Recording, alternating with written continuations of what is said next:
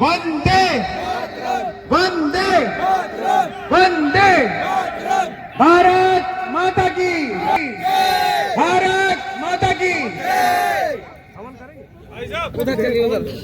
ओम तद्विष्णोः परमं सदा पश्यन्ति सूरयः दिवीव चक्षुरादम्भा स्वाहा स्वाहा लक्ष्मीनारायणाय स्वाहा लक्ष्मीनारायणाय स्वाहा। ओम नमो भगवते वासुदेवाय स्वाहा नमो भगवते वासुदेवाय स्वाहा।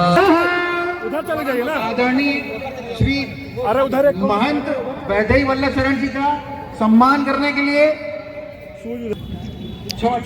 दोस्तों यहाँ विधायक जी आए हैं। यहाँ दरक हवन बना है, पूजा हो रही है। अभी देख सकते हैं पंडित जी बैठे हैं यहाँ। दोनों स्वागत आदरणीय राजेश्वर सिंह जी करेंगे। ये हवन कुंड बना है, यहाँ देख सकते हैं आप लोग। आप सभी लोग तालियों से इनका स्वागत करें। चलो वैसे देखो चले साहब उनका। हाँ भाई, और साथ में बोले जय श्री राम जय श्री राम जय जय श्री राम जय जय श्री राम। भारत माता की भारत माता माता की जय भारत माता की जय। देख सकते हो दरक कुंड बना है, यहाँ हवन हो रही है, आप लोग देख सकते हैं। अब मैं अपने मुख्य अतिथि श्री परम श्रद्धेय अपने सदवचन हमें प्रदान करें।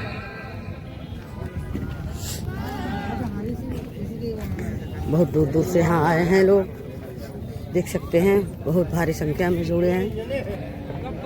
आज परमात्मा धर्मात्मा परम स्वतंत्रता करुणा वर्णालय भक्तवांछा कल्तर श्री रामलला सरकार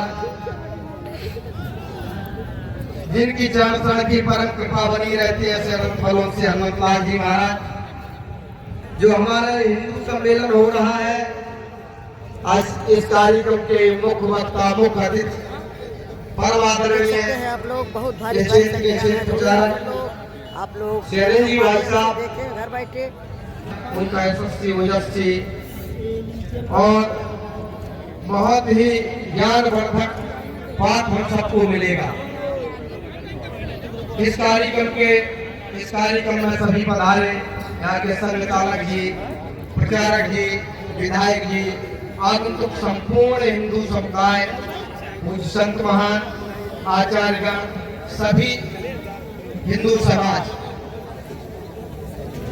मैं आपको बताऊं जो हमारा सनातन हिंदू समाज है वो एक सिंधु है, लेकिन हम उसको जातियों में विभाजित करके हिंदू बना देते हैं।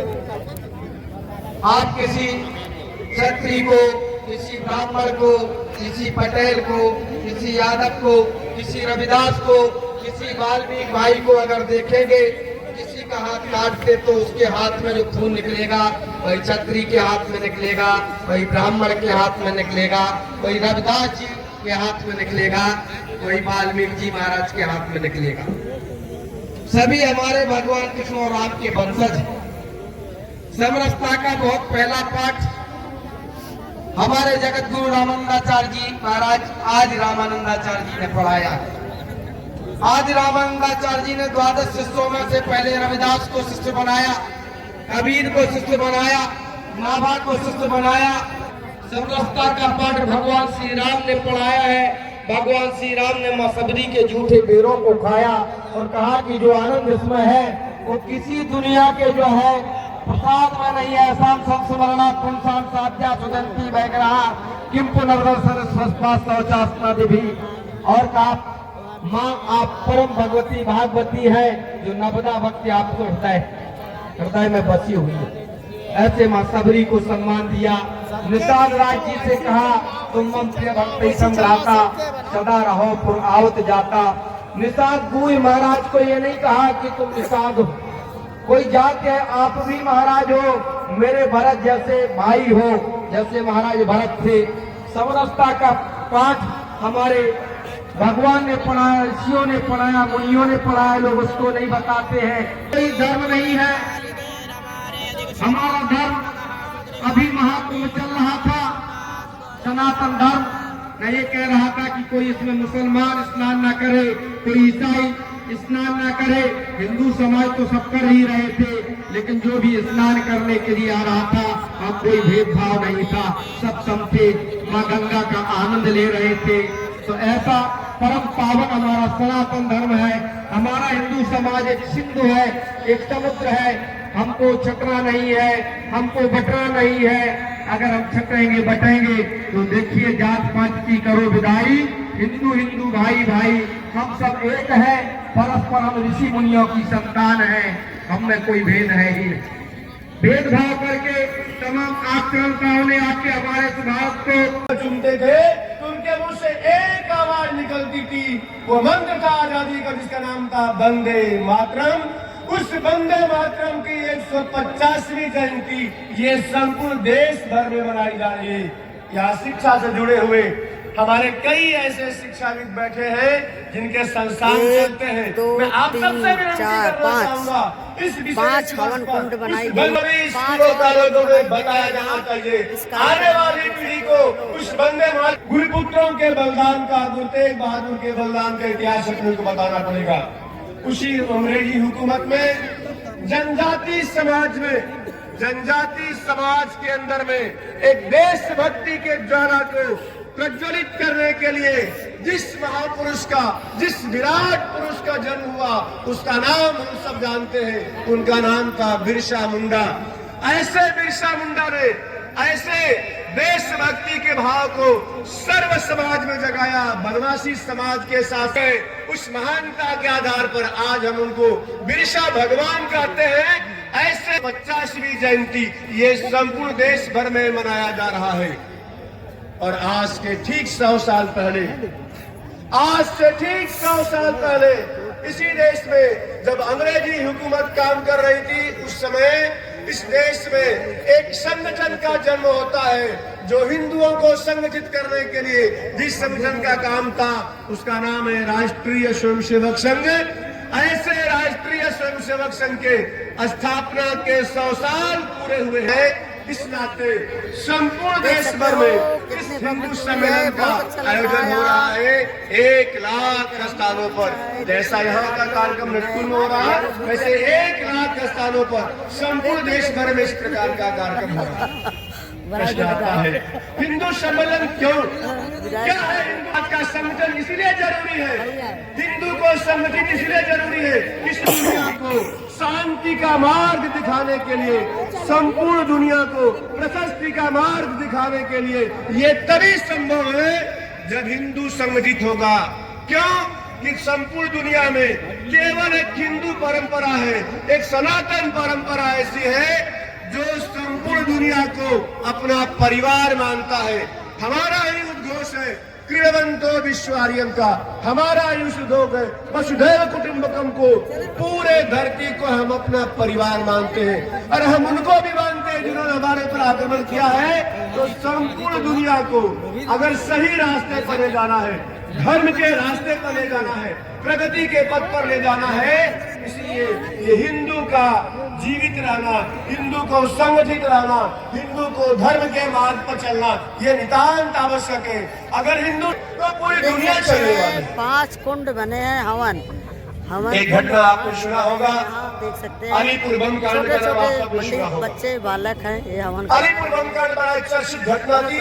उस घटना में देश के बड़े दिव्य पुरुष, दिव्य विभूति जिसका नाम महर्षि अरविंद है, कुछ समय तक जेल में रहने के बाद महर्षि अरविंद को जब जेल से बाहर आते हैं तो उनका एक बड़ा प्रसिद्ध भाषण है। जो युवा पीढ़ी के लोग हैं, आप गूगल पर सर्च कर लीजिएगा, उत्तर पाड़ा का भाषण के नाम से बड़ा प्रसिद्ध उनका एक भाषण हुआ है। उस भाषण में महर्षि अरविंद बोलते हैं इसके बारे में, सनातन के बारे में बोलते हैं। वो कहते हैं कि अगर सनातन का उत्थान होगा तो भारत के बढ़ो, तो हमारे देश के नेताओं ने इसकी अलग ही बनो, संगठित हो और प्रशस्ति हो। ये संबुल्स के राजनेताओं के आंखों पर पट्टियां बंधी है, दिखता नहीं है। सेकुलर का ऐसा उनके ऊपर चश्मा लगा हुआ, कुछ दिखता नहीं है। अभी बिहार का चुनाव संपन्न हुआ है, आप में से जिन लोगों ने चुनाव की समीक्षा को ठीक प्रकार से देखा होगा, कम से कम आप तो उसको समझिए। बिहार की जो सीमा नेपाल से लगी हुई है उसका नाम सीमांचल है। उस सीमांचल में किसी पार्टी का खाता नहीं खुला है मित्रों। 6 विधानसभा भारत वहां के नेपाल और बिहार के सीमा से लगती है। ओवैसी की पार्टी के ही विधायक जीत कर आए हैं। न लालू यादव काम आए, न नीतीश कुमार यादव आए, न किसी अन्य दल के लोग वहां पर काम आए, क्योंकि उनका एकमात्र एजेंडा है जो हमारा है, हम उनके साथ चलने वाले हैं। वो केवल समाज को तोड़ने के लिए अपना पाला को बदलते रहते हैं। तो शायद नेताओं के ध्यान में नहीं आएगा, पर हिंदू समाज को समझना पड़ेगा। और एक चेतावनी बंगाल से आ रही है। 90 विधानसभाओं में हमारे प्रत्याशी जीतेंगे, 90 विधानसभाएं हमारी हैं। ये क्या हो रहा देश के अंदर में? इसके बावजूद भी देश के नेता नहीं समझ पा रहे हैं। देश के नेताओं को समझाने का काम देश की संगठित शक्ति के रूप में आप संगठित होकर के उनको समझा सकते हैं। और अब समय धीरे धीरे करवट ले रहा है, समय धीरे धीरे बदल रहा है।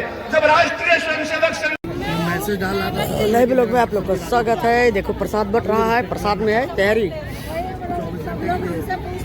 है। प्रसाद भाई बढ़िया लगा, हम तो प्रसाद पा लिए।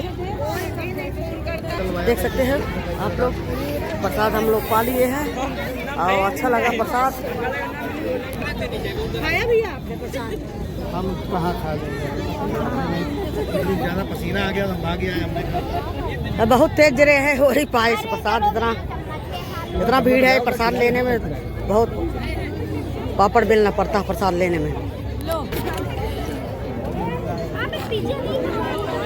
देख सकते हो भाई, सब लोग प्रसाद लिखा रहे हैं। वीडियो ने बना खाते समय देख सकते हो।